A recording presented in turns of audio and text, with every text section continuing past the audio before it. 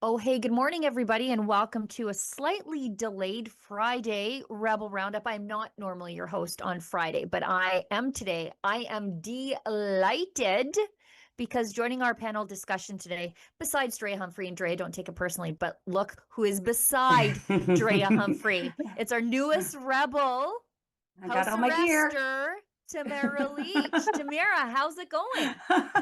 Oh, it's going fabulous. Honestly, this is the best house arrest ever. Yeah, as far as house arrest goes, I'm so glad to have you on the team. For those of you who don't know, Tamara is joining us. She's going to do a little bit of journalism, a little bit of advocacy, a community ambassador. And who could you find that is a better ambassador for freedom, and justice than our friend Tamara Leach? I'm just so pleased to have you aboard. Thank you. It's an honor, truly. And You. I'm so excited about it. I'm like, I know. yay! We I get to know. see more of you. All the right people are angry, but also all the right people are happy. So, I mean, it's just, we're right over the target, and I couldn't be That's happier. right. And now, not to downplay Drea, but Drea, I'm so delighted that we're on the stream together too, because you've been working so hard on your ostrich documentary. It's going to be a great 2026. I'm very much looking forward to that. I know it has been consuming a lot of your time. We're going to have a panel discussion today, as we always have on Fridays. But before we get into that, I'm just going to tell everybody how they can get involved. And guess what, friends? If you've got a question, comment, complaint, or anything like that, and you want to have our friend Tamara Leach react to it, you can do it in the form of a Rumble rant. We democratize the show, we let you have your say, and then you leave us some money, because we'll never take a penny from any level of government to do the work that we do. So we rely on you. So a Rumble rant is a paid chat over on Rumble. If you leave us one of those, we'll read it on air, and then you'll help us pay the bills. It's real easy. It's transactional that way. If you're watching us over on YouTube, their paid chat is called a super chat. And if you missed the live version of the show, but you are moved by the spirit to support the network that saw a way to hire Tamara Leach, you can leave a paid comment over there too. And every little bit helps. We're so grateful that you choose us, because, well, you're being forced to choose to support a lot of, there's no choice there. You're being forced to support a lot of companies in the media landscape that you would never otherwise support. So we value the fact that you choose us. So let's get into the first news of the day. This comes to us by way of Tamara Leach. Tell us about what's going on with our friend Chris Barber's iconic big red truck. Yes, well, we are actually sitting in court today. We're just on lunch recess right now. We'll be resuming at 3 p.m. Eastern Standard Time. And the purpose of today's hearing was for the judge to rule on the summary dismissal application that Chris and his family's business called Springbank Farms put forth against the Crown prosecutor's forfeiture application. So what happened this morning, as always, it's always interesting. Our court cases, our hearings are always interesting, never a dull moment. We had a bit of a late start again this morning. She did dismiss the summary dismissal application. So she will be ruling on the forfeiture application this afternoon. But what I noticed this morning was she seemed to take great pains to try to paint Chris Barber and his family, by way of their support of him and his actions throughout the protest, in a really bad light. And she's very much trying to tie Big Red to what they call offense-related property. So it was interesting, and it's going to be an interesting afternoon. I thought they were just ruling on the summary dismissal today, and then I found out after that she will be ruling on the forfeiture. So obviously it's a big day for Chris and his family. It's absolutely insane, because this is the means by which Chris supports his family, contributes to his community, contributes to the economy. You see drug dealers who don't have their vehicles seized and crushed at the hands of the state. The problem is, this is an iconic symbol of resistance to government tyranny. And that government tyranny inflicted on Canadians was ruled illegal. But nobody's crushing any of the police cars involved in the crackdown on the Freedom Convoy. They're crushing the symbols of the Freedom Convoy. It makes absolutely no sense whatsoever. No, but there hasn't been too much about this case that has made sense. No. Looking back through the whole thing, I mean, there's so many things that have happened that it's a crapshoot. We just never know what to expect anymore. And once again, this morning was just another roller coaster of emotions. And so we'll see what this afternoon brings. But my thoughts are definitely with Chris and his family. And not only that, but this is going to affect all Canadians going forward. Yeah. This case has never been just specifically about myself and Chris Barber. The outcome of all of this is going to affect every Canadian who wants to protest their government moving forward. Everything that's happened to you and going after the truck, that's exactly what this is. This is on one level showing us just how effective the movement was, and to an extent still is, that it's still a threat that they're going after it this hard. But you're right, it's to teach a lesson. You better not cross the Canadian government in the future. Yeah, it's just I mean, it's the same as the ostriches, right? The ostriches crossed the government, and so they had to die. Now, we can't kill Chris, but we can do our best to crush his will and make sure that his family is as close to ruined as the government can inflict on somebody. And I just want to show you how we reward the people who participated in the illegal crackdown on peaceful civil disobedience. Today, Mark Carney made, and it's not on the list of things to talk about, but I was sort of out of the corner of my eye watching it this morning. Mark Carney made a whole host of bureaucratic appointments this morning. One of them was Justice Marie Hogue of the public or of the Foreign Interference Commission, the lady who wouldn't tell us who the parliamentarians were before we went to the next election. She is a deputy minister over at Justice now, in case you're wondering how the straightening out of the foreign interference is going to go in this country. Not at all. But Nick Leswick, he was the executive director of policy at the Bank of Canada. He becomes the deputy minister of finance. Now, I remember that name, so we got to look in. He's included in the emails and evidence before the Public Order Emergency Commission. He was reporting dutifully on the number of frozen Convoy accounts. So these people are being rewarded with promotions in the public service, while people like Chris and Tamara are punished, have their businesses destroyed, and are stuck under house arrest. And what he did was illegal, not what you did. Well, and that's just the thing, isn't it? I mean, we'd like everyone, they've dealt with us through our trial, basically. Obviously, that's ongoing with the appeals process and everything that's happening now. But I mean, it would sure be nice for some accountability and justice to happen to the people that basically forced us to do what we did. I mean, we all remember what that time was like. And when is accountability coming? And I firmly believe that until that happens and there's some form of legitimate investigation, Canadians cannot heal and they can't move forward. Right. We need our own Truth and Reconciliation Commission, but ours will have probably a lot more truth in it than the previous one. Exactly. But it won't happen as long as the Liberals are in charge. Like, what are they going to do? Investigate themselves and find that they did no wrongdoing? We saw that during the Public Order Emergency Commission. They investigated themselves, saw no wrongdoing until a real court took a look at it and said, actually, you did. Right. Yes. Anyway. They're failing upward. That's their Liberal Party and their friends fail upwards. It's astonishing, honestly. It is and it isn't. I mean, Mark Carney was Justin Trudeau's chief economic advisor in a time when our economy was in full free fall, and now he's failed into the prime minister's office. So this is just the rules of the game in Ottawa. It's a big party and we're not in it. We just pay for it. Yes. No. Let's go ahead to the next thing.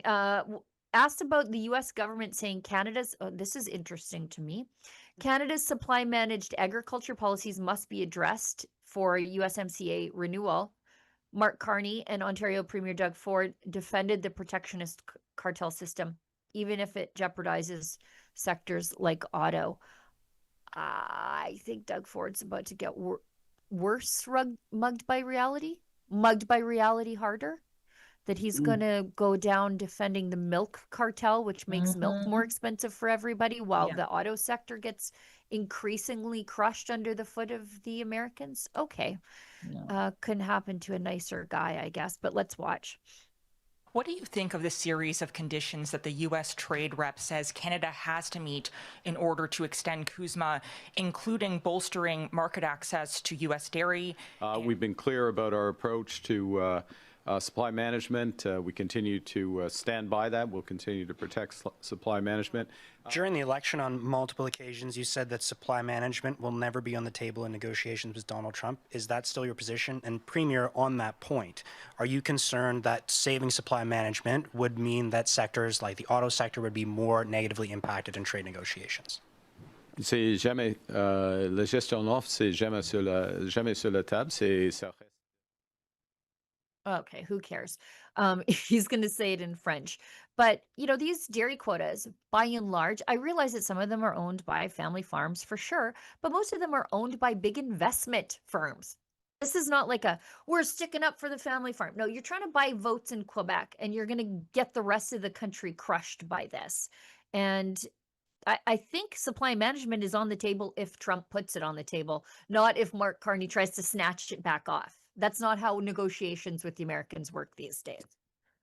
Well, I saw actually Maxime Bernier, and I kind of agreed with what he said. He was saying, like, he's trying to do the old, like, you know, let's get a better deal by withholding, and thinking Trump's going to somehow fall into it. But the problem is we are not at all in a position of power here.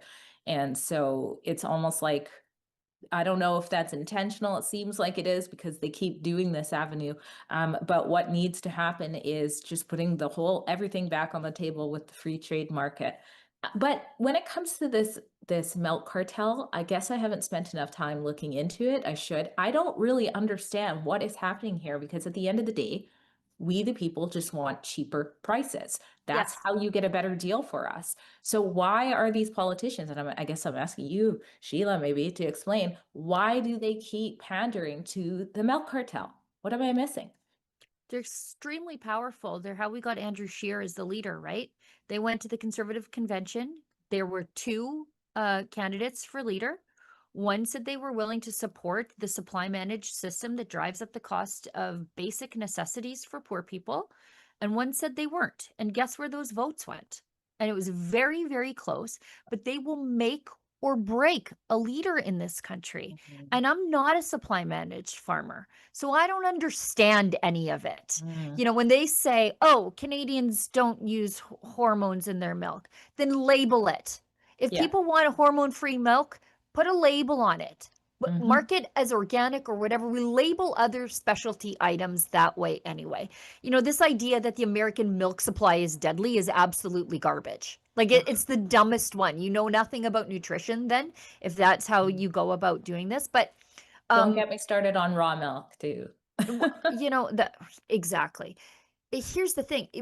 These milk quotas keep boutique style cheeses out of our market, because you can be a small farmer with a 40 head herd and get into like really interesting boutique yogurts and that kind of stuff. But you can't enter into our market because of our quota system. It's too onerous and too expensive. It's keeping variety off the shelf, and it's driving up the prices for other people. And there's no better time than now to deal with it. And I understand a lot of people have a lot of money tied up in quotas, but other countries like Australia have, I can't even believe I'm pointing to Australia for sanity right now, but other countries like Australia have unraveled their quota system, and I think it's time we did it. Yeah, for sure. We need to. Tamara, you're just nodding. You got something to say? Well, I agree. Like Drea, I haven't followed this as closely as I would have liked to. I find that very confusing, a lot of it, but I know that supply management has been a huge issue for a long time. And I think you're right. Canada is just not simply in a position where they can set the terms. I mean, we are definitely coming from a place of weakness. And, you know, I don't know who's advising Doug Ford, but every time that man gets up with his TDS and starts I find it humiliating. I mean, what happened to our leaders acting like responsible adults? You know, when I see him, and he just comes off as so deranged and so immature. And let's face it, this whole thing with the United States started because Donald Trump simply asked for us to shut the borders down and or like secure the borders and stop the drugs.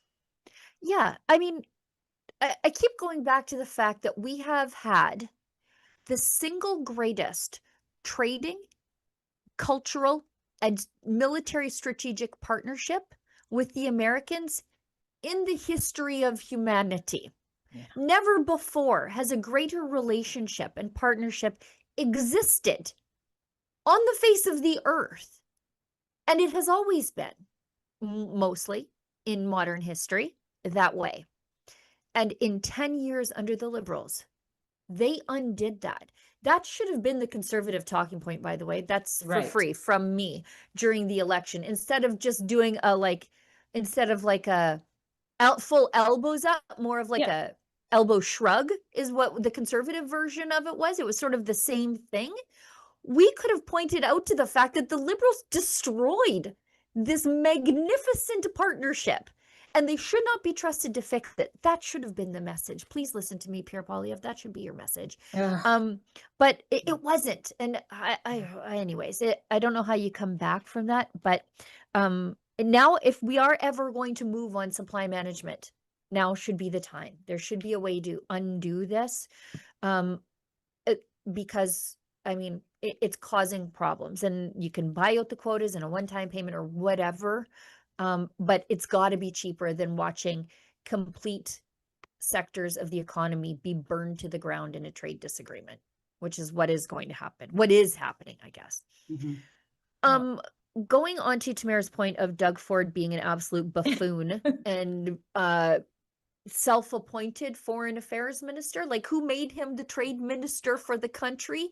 Not I. Make it stop. Make it stop. Make it stop is right. Mark Carney has a bit of a full body dry heave listening to Premier Doug Ford talk about his infamous selectively edited Ronald Reagan ad being played during the World Series. Let's watch. Is it your view that if Premier Ford had not launched that ad in the United States, that sectoral tariffs would be lower right now? It was the case that we were close to an agreement. We didn't get that agreement. Number one, that was the best ad that's ever been run. 12.4 billion views. We wanted to bring it to the attention of the American people. Oh, you did. Face when you said it was the greatest ad ever. It was. Number one, that was the best ad that's ever been run. 12.4 billion views. We wanted to bring it to the attention of the American people. By not backing down, are you putting your own interests ahead Yes. of people in the sector? Yes. In what sector? I believe you just can't roll. You can't. I'm in a different position. I'm not speaking for the Prime Minister. Is it your Thank view? God. That's Wow. wild. Wow. Wild. It's like the definition of doing something for clicks. He's literally like, this was the best ad better. You know, it cost us more than $75 million. It probably cost us the country, depending on how long this goes on. Thousands of jobs? Thousands of jobs. And he's making it worse. Like, I don't know what Carney was going to say. He's always so slow to talk. It reminds me of when he's like beside Premier Smith and she just sort of takes over. But Doug Ford is speaking on his behalf when we hear nonsense like this. And if that gets back to the Americans, it literally could cost us the country in many ways. Yeah, I find it odd that he is judging the success of that mess by how many people saw it unfold in real time. Just because lots of people saw you make an ass of yourself doesn't mean you didn't make an ass of yourself. You know what I mean? Like it doesn't make any, but just because a lot of people saw your failure doesn't make it a win. Well, in this case, the so measure, true. the measure of how many people saw it is also the measure of how bad for Canada it is. Right. The more successful, the worse it is, especially since it took place in America. You totally pissed off the American president. Again, like who is advising this man? How does he get up and actually, like, I find it hard to believe that a lot of these people believe the things that come out of their mouth. But, you know, what I've witnessed personally in the last 3.5 to 4 years is that they just double down on stupid. They dig their heels in, you know, and they're telling you, don't believe your eyes and your ears. Basically, it was the most successful ad of all time. I guess that depends on what your metrics are. Yeah. I mean, but it's so stupid. It was so stupid that even Mark Carney couldn't keep a poker face, which is saying something because he's not known for emoting. He's not known for his bold expressions. And even he was just rolling his eyes and sort of smirking. Well, in some way, that makes me feel a little better. I mean, I don't have much hope under the Carney government, but the fact that he does look like he's like cringing to hear this, it does look like he's like, oh, shoot, like this is not the right path. I don't want this to happen. And then he tried to suck it up with that awkward smile. I mean, he is just so awkward. He is just a weaponized nerd, you know? Call him a beta cuck. He's a beta cuck. Mr. Burns. Mr. Burns, yeah. Yeah. Lisa and I filmed earlier today because I need to film some shows, pre-film some shows for over the holidays for my paywalled show, The Gun Show. And, you know, we have a segment on the show that when we do the show here together, it's called The Daily Cringe. We've tried to find the cringiest video that we can find that day. And then we react to it at the end of the show. And we did the 12 days of cringe-miss. And please, Olivia, indulge me because this is exactly what we're talking about Mark Carney being an awkward nerd. The elbows up dance with his praying mantis of a wife at the election victory night. Like, I just like, give me something for the cringe and let me die. Like, it's so, but it really is so bad. Like, it really is the perfect imagery for that election. The fact that we voted in for the 4th time the Liberals, like that is us. That's Canada. Look at this. We're not a serious country. We're not a serious country. Like, and I hope we become serious. Look, I can't even. They're just the weird people that live in your condo building that nobody talks to, right? The angle for the front is even so much worse. Oh, I know. It's just, that was, I think, the cringiest thing I saw this year. Besides Liz May and her like folk music routine that she did with her husband at Election HQ. There is something pathological with that woman. She gets in front of a camera and she just has to sing or say something stupid. I think it's a birth defect. I'm starting to feel bad for her. Before I found her annoying. Now I just think maybe there's something wrong with her brain. When she sees that little red light just beeping, she just, all of a sudden, she just has to say some crazy, crazy thing.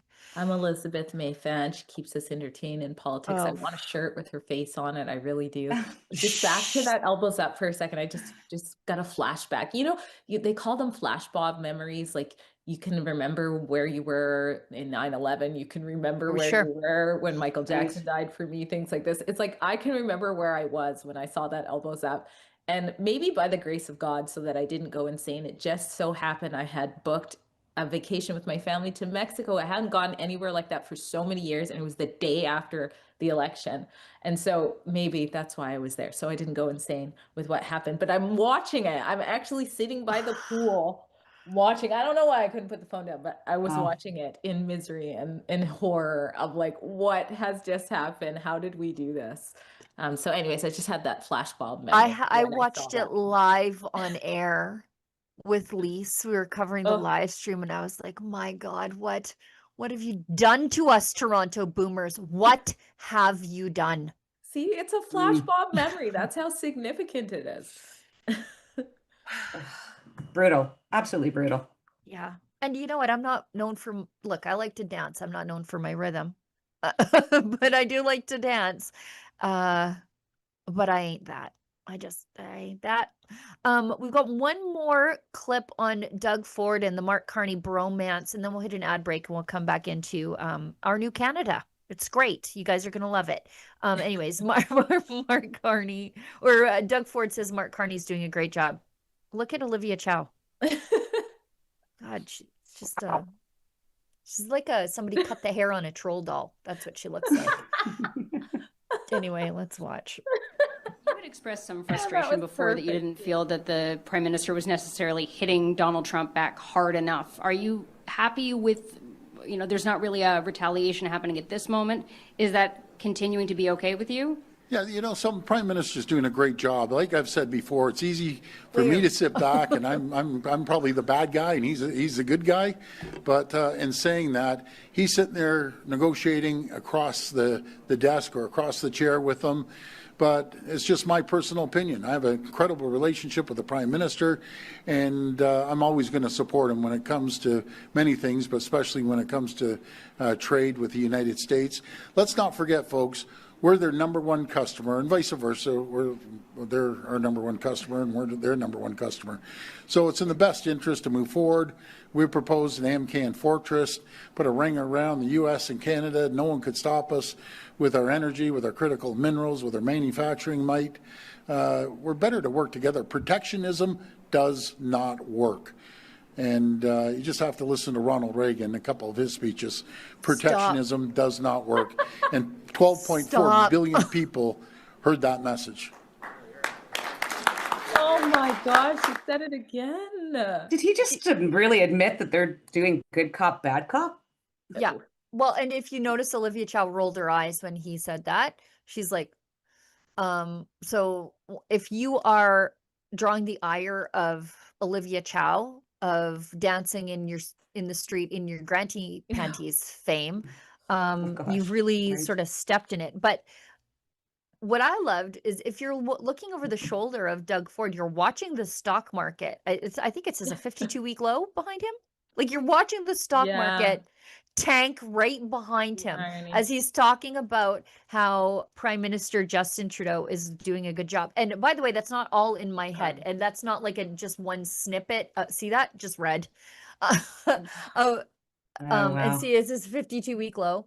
Wow. The S&P plummeting over there. But this is also something the Fraser Institute talked about today. IPOs, like where publicly traded companies go public and ask for capital investment, those are down like over 90% in the last 10 years, which means that companies they just have no faith in us. So, I think publicly traded companies are down like a full third over the last 10 years. They're just not in Canada anymore because people don't have faith in the stock market. And guess who was in charge? Either the Liberals or Mark Carney via whispering in Justin Trudeau's ear. So great irony in watching Doug Ford give that speech about how much faith he has in Mark Carney right in front of a plummeting stock market.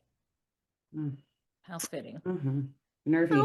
How fitting. Let's hit an ad break and then we'll come back and talk about how great it is to live in safe and secure Canada. Gun bans make great distractions. Trudeau may be gone, but Carney has picked up his same rhetoric. We will quickly, and I mean quickly, reinvigorate the buyback of Hunters, collectors, competitors, and defenders of tradition are still being targeted, while criminals run wild under Liberal policy. But we are fighting back. Join us, Canada's National Firearms Association, in defense of freedom. You like the hat? Me too. Same strong message about making Canada great again, but in a really cool color, black and gold. There's other colors available, and it's an all-Canadian site. So if you want to signal your tribe or trigger a Liberal, go to mcgahats.ca today. Canadians know the national anthem. They stand in silence to remember those who died for this country. But not every Canadian knows their rights and freedoms. The Freedom Passport will change that. It looks and feels like a Canadian passport, but contains the Canadian Charter of Rights and Freedoms in a portable, easy-to-read format. The Freedom Passport. Order one for yourself and for all the freedom lovers that you love at freedompassport.ca. All right. We've got a quick message from our friends at the Wellness Company before we get back to the show. What if those who were once called conspiracy theorists turned out to be right again? Well, then it would be a day that ends in Y. A new study by Korean doctors claimed that COVID vaccines raise the risk of 6 cancers, including lung, breast, and prostate. Researchers analyzed health records for more than 8.4 million adults between 2021 and 2023, and their findings were published in Biomarker Research, a respected scientific journal. Critics dismiss it, but the data raises concern that spike protein exposure may be tied to long-term health risks. Dr. Peter McCullough has been aware of this, since 2020, which is why he collaborated with the wellness company to create Ultimate Spike Detox, designed to help your body clear spike proteins, reduce inflammation, and support heart health. With natural ingredients like nattokinase, dandelion root, and bromelain, it is your daily proactive defense from a man-made virus. Don't wait until symptoms strike or something unexpected happens. Experience the only formula approved and used by Dr. McCullough, one of the top doctors who risked it all. Head to twc.health/rebel and use code REBEL to get 10% off plus free shipping. Again, that's twc.health/rebel. Use code REBEL to get 10% off and get yourself back to that pre-COVID feeling. All right, let's quickly talk about, because I don't know how long we have left in the show. 15, 20, 25 minutes, I guess. Go a little late because we started a little late, but I know Tamara is very closely watching Chris Barber's Zoom hearing, so I don't want to take too much time. Right. Toronto man arrested for ISIS-related terrorism. Waleed Khan has been charged with conspiracy to commit murder for the benefit of a terrorist group. I think this is our second. Is this a? Oh, this is Stuart Bell's article has been updated. Can we scroll down? Thank you.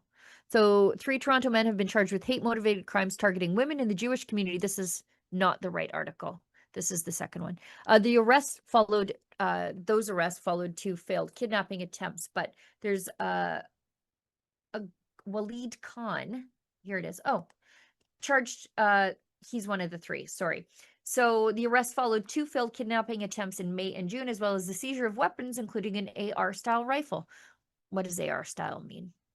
I hate when they do that because they could mean an SKS because these people aren't bright and they don't know a lot about firearms. One of the suspects was charged separately, that's Waleed Khan, with terrorism offenses that include conspiracy to commit murder for the Islamic State and providing cryptocurrency to the group.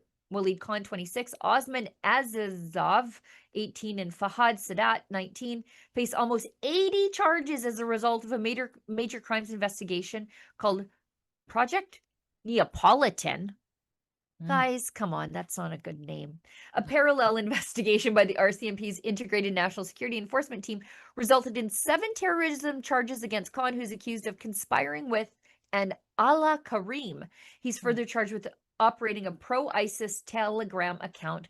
The charges accuse him of making himself available to commit terrorism in response to instructions from the group. They're all scheduled to appear in a Toronto court January 29th, and this is just days after 2 people in Australia committed Islamic State style attacks, and they were found with Islamic State flags in their vehicle and I think in their home as well. Toronto's got a bit of an ISIS problem. It's almost like they should do something about it. I hope they find the people in charge of the city, because Olivia Chow continues to search for that person. But this is not the first ISIS-inspired arrest. We had the guy and his son not all that long ago. He was an ISIS butcher, actually, who was allowed to have his citizenship, and then his son came, and then they were planning a pro-ISIS attack on the Jewish community, and we were only tipped off to it by, I think it was French authorities. It wasn't even the RCMP. Oh my gosh, that's horrible. So anyways, this is a big mess. This is our new country, and it's only going to get worse. Well, I'm thankful that they caught this, that it was intervened. And this isn't just a few days after the Bondi Beach massacre. It's also even less days after what they interviewed. Was it 5 or 7 guys Yep. that were believed to be heading to, I think it's the Bondi Mall? Yep. To do horrible things there. I mean, this is very serious. And I remember even in BC, I think it was earlier this year, we had the plane hijacker who, was saying something about the same type of stuff. So the bottom line is we have to work very hard on vetting, some of these individuals. I'll share a link here. I don't know if we'll have time to show it. Yeah, go ahead. But there is footage going around. And I asked Yankee, is this true? Is this real? He said, Yeah. you posted it, not me. I retweeted it. But there's footage, and it looks like it's showing the Bondi terrorists at a protest.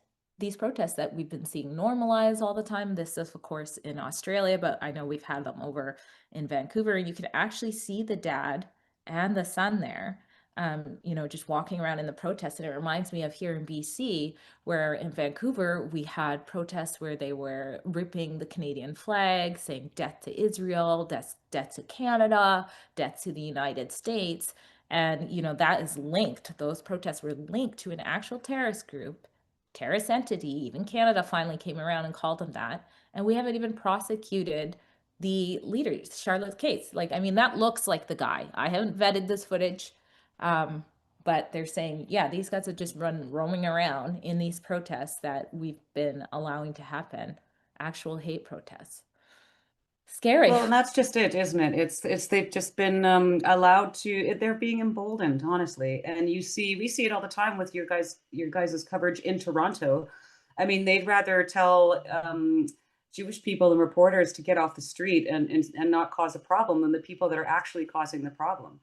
And so what happened in Australia was absolutely horrifying. And I hate to say it, but I mean, unless things change in Canada, I think it's inevitable that this is going to happen here. God forbid.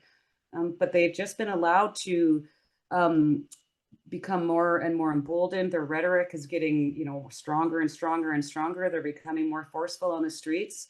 And well, look what's happening in Montreal and how Alexa and Guillaume are being treated. I mean, it's concerning.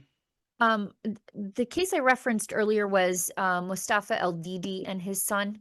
They were accused of planning a Toronto terror attack late last year, sort of during the summer of last year.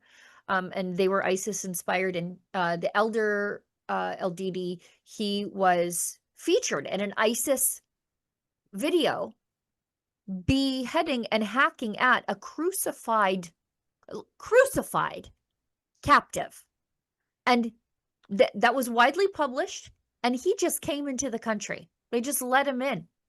And once they got here in the safety and security of Canada, they started plotting to do more murder on behalf of the Islamic State. Now, there's a case here that I didn't even know about, and I think I paid very close attention to this. Again, Toronto's got a problem, and they need to do something about it.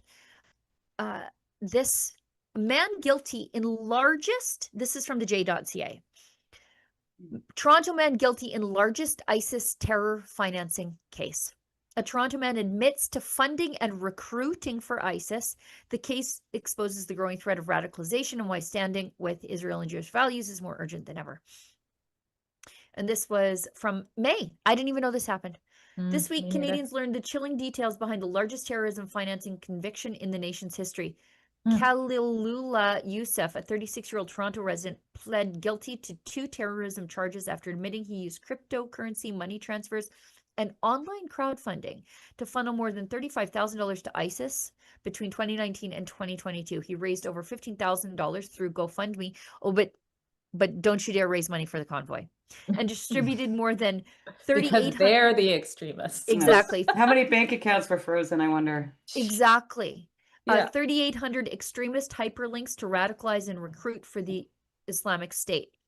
His actions are not isolated. He maintained direct contact with an American who was later convicted of attempting to materially support ISIS.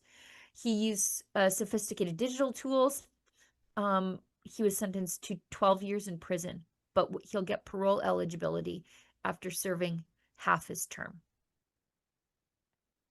It's wild. Incredible. And I mean, the left will, of course, say, oh, this is against Muslims. And it's like, no, that's not what we're talking about here. We're talking about actual extremists, not people who don't want to be injected with a vaccine, an experimental vaccine.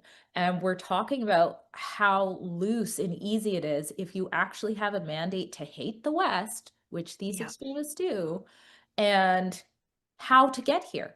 They're living in countries that don't have human rights, so it's very easy to claim that you're in trouble and you need to come here. We have one app. We're literally letting people in with one click. where they click and then they're expected to go and fill out the rest once they arrive. And then they're disappearing. Some of them, lots of them are just All of them. disappearing. So if you're that type of person who really wanted to flee and really wanted the Canadian life, you're going to follow the prompts. You're going to want a job here. You're going to want a career here. You're going to want your kids to go to school. You're not going to disappear once you come to the country. So who are these people that have gone missing? I mean, if I hated the West, that would be my path to get here. Right.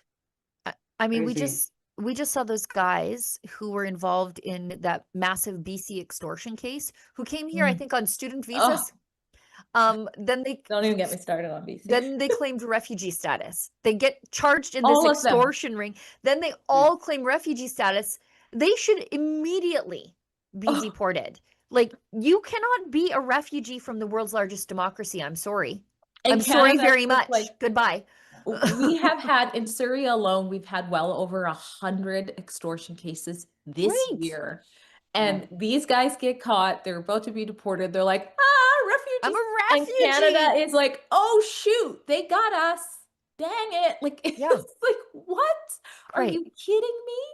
And then, you know, then of It's course incredible. It's incredible to watch. I mean, especially from, you know, somebody like Chris and myself, our standpoint, you know, to see these people being just treated this way so they can stay in Canada. Like, I remember a time in my lifetime where we vetted our immigrants. We welcomed them with open arms, but they went through a very rigorous vetting process. And if I recall correctly, you couldn't get your citizenship unless you could speak at least one of the official languages. And so that has all been just completely dropped by the wayside. And if you question any of it, you're called a racist immediately. Right. I remember when they would like know more than I did, like when I was a teenager. About Canada. They would come here and they would know more about the country than I did because they actually studied it. Because they were loved so us. excited. They loved us and they chose this country. Yeah. Now they hate us. Anyways, but it's not all that way. Our friend Raheel But also we hate us. Right, Obviously, for sure. not us. But I mean, of course as they the hate country. us because we hate ourselves all the time. We talk about how Canada is just a colonization racist country. And we're Genocide just horrible yes. people. Yeah. It's all by design. But that is not to say that all of our immigrants are bad. But they're talking about it too. The good ones are saying this has to stop. What is it? Like when you see conservative policy resolutions come forward at their conventions, always the ones that are like anti-birth tourism, guess where they're coming from? Richmond. And it's coming from the Chinese community there who came to Canada the right way, fled communism, don't want it here, don't want CCP oligarchs, Nepo babies getting citizenship because they're having a baby in a Richmond hospital. And then the baby sponsors everybody else's Canadian citizenship. They're the ones who are always bringing forward the anti-birthright tourism policy ideas at the conventions. Also, our friend Raheel Raza. I first encountered Raheel in her movie, The Honor Diaries. And if you guys haven't seen that, you should watch it. It's maybe 10 or 15 years old. I didn't even know about it. She brings together women of Middle Eastern descent, herself included, to talk about the cost of honor for them, and what it means to be a woman to come from these cultures. And Raheel was on our board for years, right? She was on our board for years. Actually,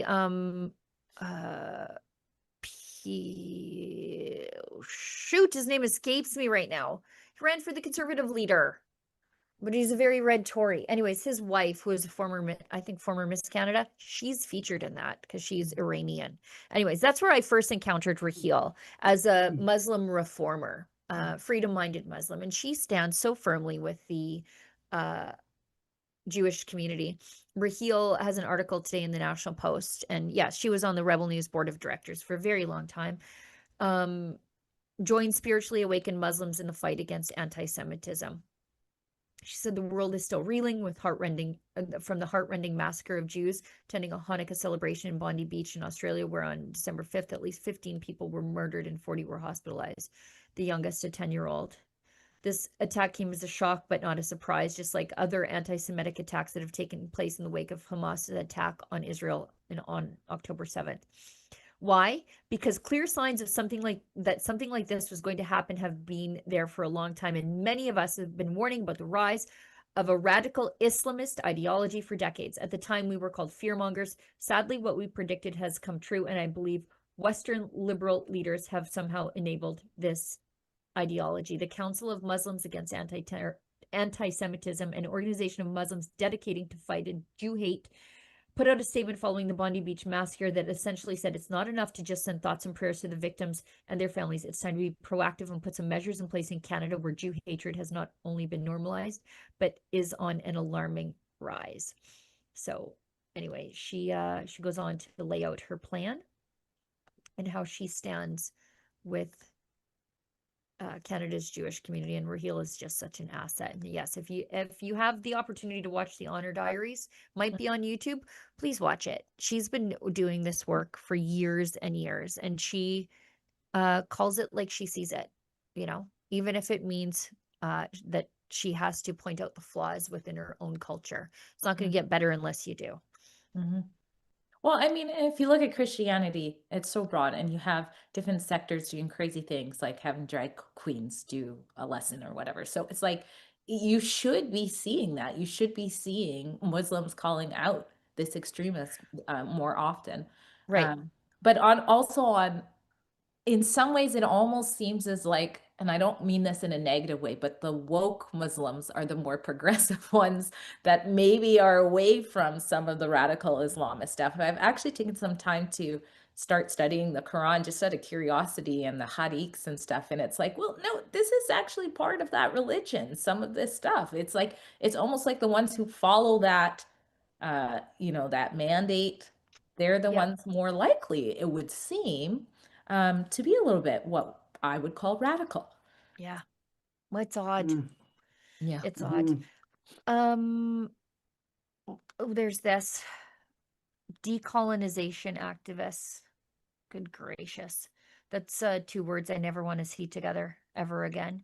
But I remember when the MOU was signed, and I said, just wait, we're going to see like 2012 through to 2014 crazy amounts of money going into these anti-pipeline activists like we saw back then. Remember the height of Northern Gateway, all the public hearings, and it like money was just pouring in from San Francisco through the Tides Foundation into these woke branches on the ground. And here we are. The Vancouver Foundation gives a 6-figure grant to illegal pipeline encampment filled with dogs. What? There's a Land Defense Plus dog sanctuary. Look, I love dogs, and so this doesn't look like a dog sanctuary to me. If I'm looking at these photos, it looks like this looks like a place where you rescue dogs from, not where you rescue them to. It was funded with a $300,000 grant. Where did the money go? That's an old horse trailer. I'm looking at $1,200 for the horse trailer. Another $75 worth of tarps, a garden shed. Starving. Yeah. So the nonprofit Vancouver Foundation is one of BC's oldest charitable contributors, and it lists a $300,000 grant for a decolonial dog sanctuary, a form of land use reoccupation. That's a funny way to say squatting. The project is deeply embedded in cultural, legal, and territorial frameworks maintained through relational, hereditary authority rather than external and colonial agreements, whatever that means. Oh my gosh. Word salad. The sanctuary is led by Teresa Brown, WILP matriarch and hereditary representative of the territory. I feel like that's just something you can say, because how do you disprove it? Governance is rooted in Gitsan Ayuk traditional law. The indigenous names on a Friday is a bit much. And the sanctuary functions as a form of land-based reoccupation authorized by and accountable to Gitsan hereditary governance. All board members are Gitsan women, and the project is deeply embedded in culturally blah, blah, blah, blah, blah, blah. Puppies, Not Pipelines. And it consists of a series of makeshift wooden structures and a converted bus in the forests outside of Hazelton, BC. What? Money well spent? A converted bus? This is insane. Like, actually insane. I want to know where the SPCA is to actually get those dogs out of there, because it looks like the dogs are being used as puppy shields and they're being kept in squalor. And I don't care about the people there. That's their choice to be there. But they've apparently abducted dogs to there. Sounds like I need to get my butt over here and see what's going on. Let's get you some security before you get mauled by the I kids shouldn't have and said that old out loud. ladies. Yeah. Wow. We don't know what You're gonna day. get bit by a dog. Actually, What a that's mess. happened with David. He got bit by a dog. Yeah, he did. Wow. But he got bit by a dog at a homeless encampment that took over like a playground. And David went down there to show like this dangerous pile of mentally ill drug addicts is sort of not safe for the kids who want to use the playground. And then a dog attempted to maul David and bit his leg. Wow.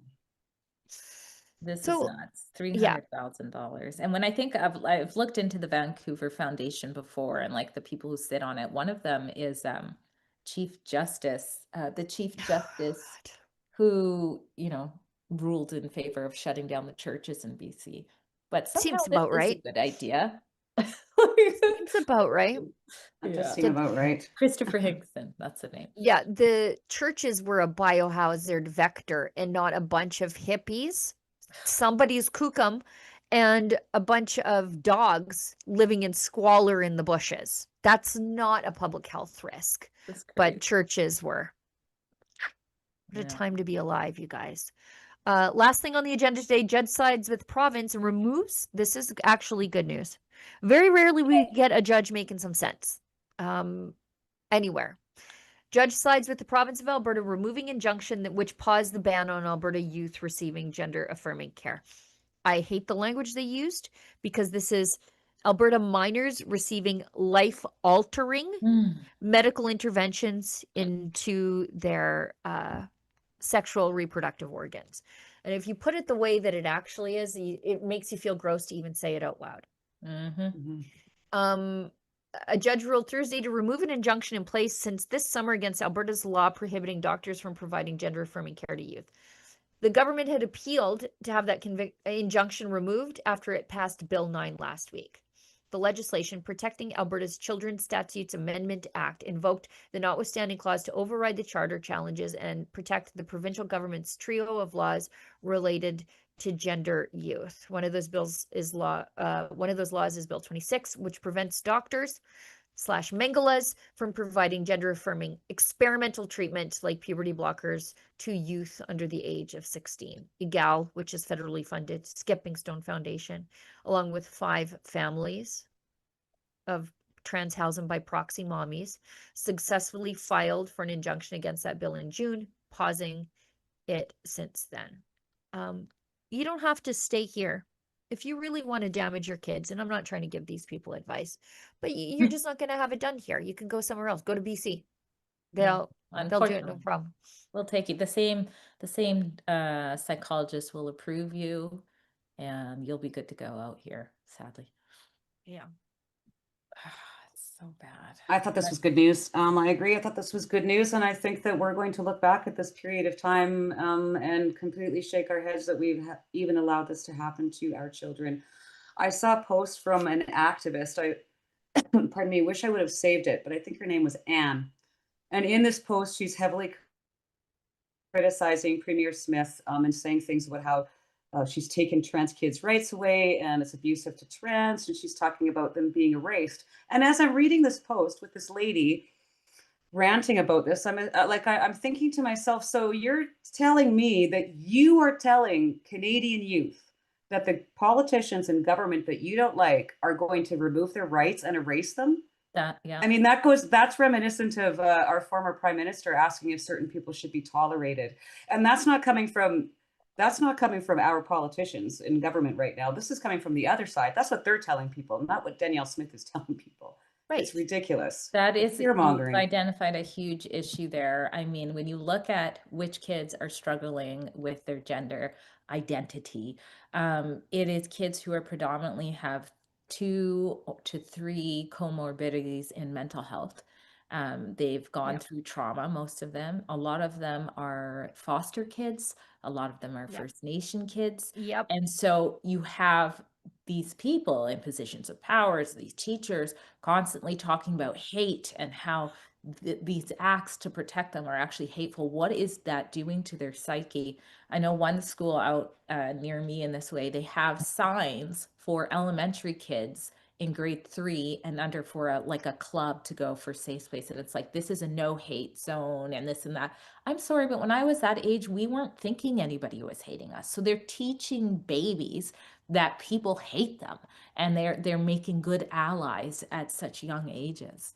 Ugh. And not only that, Drea, but all the things that you just mentioned are 100% true as far as other factors. But it's hard enough just to find your identity as a youth anyways. That's a struggle, even if you're a normal, healthy youth growing up in a very stable home. I mean, so then you couple that with all these other things, and I mean, they're targets. Yeah. Well, imagine being gay too. What if you're a gay kid and you're They're like just going to struggling to trans you. fit in? You're going to be told Yes. you're in the wrong body. So that's why a lot of gays speak out about this too. Yeah, I'm just so grateful I grew up in the time in which I did, inside the family in which I did. Because I don't know if you guys have noticed, but I'm not the most feminine of ladies. I Except have for a lot today. to Look at you except for today. I have a thing to do later. So, but don't worry, I'll be back to my hoodies and sweatshirts and bare face next week. Don't worry. But I don't know if you guys have noticed, but I am not the most feminine of ladies. I have but that is not to say that I don't believe in traditional gender roles. I cook, I clean, I engage in the domestic arts in ways that you guys don't even have a clue. Like, you should see me crochet. But and pickling, and I garden and all those things that our grandmothers used to do. I'm a very young grandma looking for a place to happen. But when I was 11, 12, 13, and even now, even now I still dress like somebody's 12-year-old son, like I prefer to look that way. It's just a lot easier and more practical. But dirt bikes, shooting, hunting, sports, contact sports, all of those things, archery, I excelled at those things. I still excel at those things. And because I was a tomboy. But we rarely have those things anymore. We hardly have tomboys anymore. I raised one, and she's very pretty and tall and feminine, but she is still a tomboy. She likes the things that I liked. And those kids these days are being told, those are, for a bunch of people, by the way, who are against the gender binary, they're pretty firm in enforcing it, right? The second you exhibit some tendencies that they may think come across as masculine, they're like, you know what, you're a boy. Instead of you're just a girl with a bunch of different interests. And I'm just so grateful. I grew up in a family that believed in reality. And I grew up a while ago, before we had these gender activists infecting the minds of our young people for 7 hours a day at school. Scary. I was the same way. I mean, I grew up on the back of a horse. So I was a tomboy. I had all my friends were boys, and if you would have approached me too, between 10 and 12 and said, hey, there's some options for you if you don't want to, grow breasts or, blah, blah, blah. I mean, I shudder to think, but I don't know what I would have done. Hopefully I would have, avoided the influence, but it's scary to think that. And like I said, you're dealing with people at an age that are already so impressionable and uncomfortable in their own skin. Like, nothing was more horrifying than all of a sudden my center of balance changing because my body's changing. I'm like, what? No. I was still secretly doing my doll's hair around age 14 in my room. Oh, for sure. Yeah, but I didn't really play with dolls. And so when I couldn't let them go. They were my quiet hobby. When all of a sudden I started turning into like an actual woman, but that was the last thing I wanted. I'm like, no, I need to be able to jump higher. I need to be able to leap over this fence. I'm riding a dirt bike. I don't like adjusting to a changing center of balance. if someone had said we could take this all away from you, maybe I might have listened, at least Yep. and especially Yeah. if they said it's temporary, which it Right. isn't. But if they said to me it's Right. temporary just for a little bit, I might Right. have listened, and Yeah. that's scary. What do you got to lose? And yeah, let's rebel against my parents, because that's another thing teens like to do, right? So, Yeah. Mhm. Anyway. Yes. All right. I think we're in the darkest of timelines, but I feel like we're coming out the other side. Yeah. We've got one chat, unless there are more chats. Get them in right now, guys, because this is the last live stream of the year. 2026. We're not, Wow. yeah, and that's why we're so happy to have Tamara on it. It's the last live stream of 2025. We're coming back in the new year. And you know what, just before we get into this chat, I'm so grateful for all of you who tune in every single day Yeah. to sit down and have a little chit chat with us, Mhm. because that's what it feels like we're having. We're sort of disentangling the news together and sort of thinking our way through the craziness that is Canada and the world, and we're doing it together. And I'm just so glad that you guys tune in and find us entertaining and share our clips and share the links and engage with us and leave comments and even leave paid chats. We couldn't do any of this without you. So thank you for allowing me, and I think I speak on behalf of all of us, do work that's like really meaningful. I couldn't work in an office. I don't think I could have a different job where I didn't just get to talk about the problems of the world, but I actually got to get involved in fixing them, you know? Yeah. So thanks for that. Thank you. Yeah. JP Alberta First gives us $10 and says, happy to see Tamara on a new path. Thank you. Thank you. Maybe, he says, maybe an opportunity to move into being a journalist. Well, I hope that's the Yeah. plan. Mhm. Great job, I Rebel. did a little bit of journalism in the past. Not too much, but Well, yeah, if you're happy to learn from the best. Well, and if you're intellectually curious, that's already a head start. I mean, look, if Rachel Gilmore can be a journalist, anybody can be a journalist, right? True. And This you're is a rebel true. who loves freedom, so you fit right That's in. true. Exactly. Yes. And you know, it's not like when I think of you working and getting a little bit of a break, you know, despite your house arrest, it's not like Meng Wanzhou in her Right. luxury. We Right. can't give you the luxury Right. mansion and fly your family and for the Huawei queen, but hopefully with the people's help, of helping keeping you safe as you go into journalism. I know that's a big ask we have at the Tamara Project, because you're going to be doing journalism, and Right. we know that that might come with risk. So hopefully with the people's help, it's going to be a great match and fit, and I think it will I be. think so. Yes. And the And last thank part you of to everyone that has supported too. I mean, it's just been absolutely incredible. And I mean, this whole way, I said it in my post yesterday, to all of you, Ezra and all of you, you know, you've just done so much for me. You're forever reaching out to see what I need. You know, in the case of my own private security costs, when Ezra found out that I'd covered them myself, he immediately offered to help and crowdfund and raise that money. So, I mean, not only is it a true honor for me to be able to call myself an official rebel now. I mean, I've just enjoyed getting to know you guys and the people that you are, and Aw. again, just as a fan. And I just can't tell you how totally honored and grateful that I am for this opportunity. And I'm looking forward to all that you guys can teach me. And you teach us too. Already I'm anxious. Like that feels like a big responsibility. Yeah. Good luck, Sheila. Yeah, great. You teach me journalism, I'll teach you mischief. How's that? Okay. How not to get caught. Yeah. JP also says, great job, Rebel, for supporting and working with a national hero.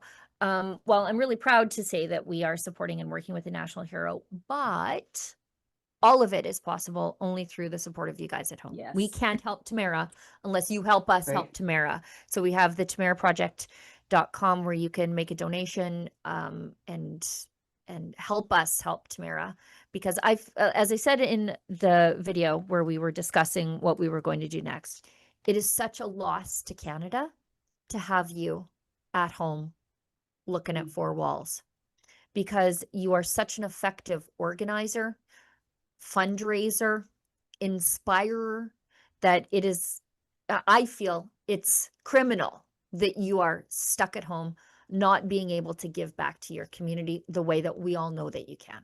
So I'm happy to be a part of helping get you out there in the world. All right. I think that's it. Olivia, is that it? All right, guys, let's wrap it up. I know Tamara's got to get back onto Zoom court for her friend Chris Barber. Yes, that's right. It never ends. It's just the never-ending Zoom court. Send him good vibes today, everyone, Yeah. please. Yeah. He needs it. Prayers for Chris and his family. But Yeah. yes, thank you. Yeah. You never underestimate how terrible the government and the court system is. So pray for the best, prepare for the 100%. worst. Sheila, did you just write a cross on your paper to remind yourself to pray? Yeah, I did. Awesome. I saw. I always do. Having a little cross. Yeah. I lost my rosary out of my pocket, but Amazon delivered 2 more. I'm not having that happen anymore.